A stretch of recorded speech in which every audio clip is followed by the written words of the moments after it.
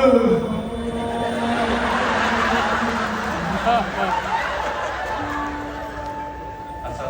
Pak. Malam baru je pura-pura, Pak. Nasib baik sempat saya buka baju. Abah kata abah nak mandi ke orang, tapi pagi ni orang mandikan jenazah abah. Abah, kalau ia pun tunggulah, Abah. Bagi salam raya dulu. Maafkan Abah, nak. Sekarang kita dah bebas alam. Mati pula lah yang tahu.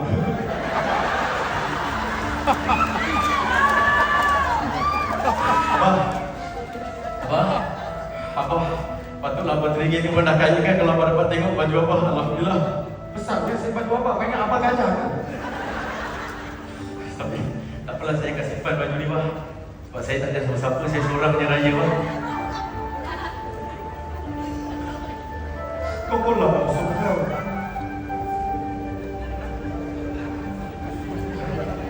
Sialan nak.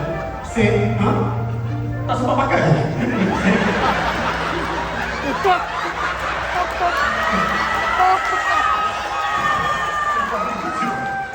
Kenapa kau dari sini? Kau nampak aku ke?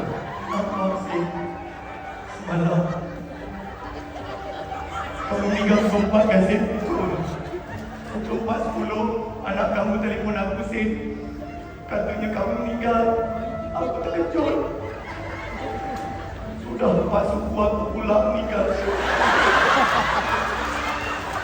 Ini nak dikatakan sahabat sejati. Tapi kalau ia pun betul kena baca dulu. Aku tak cukup tangan kat mana, Sen.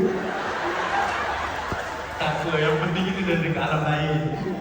Abah, elok pula berjanji mati sama-sama, ya, Bah. Tapi saya rindu, Bah, pagi-pagi raya selalu saya bawa Abah dulu yang pertama. Kau rindu bawa Abah, eh? Nah. Ini yang dipanggil bau stambi.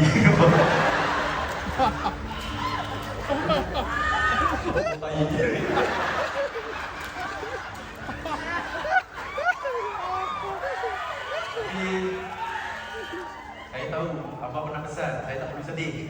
Sebab doa anak soleh ni akan sampai kepada mak dan bapak dia, Abah. Saya balik dulu, Abah. Anakku.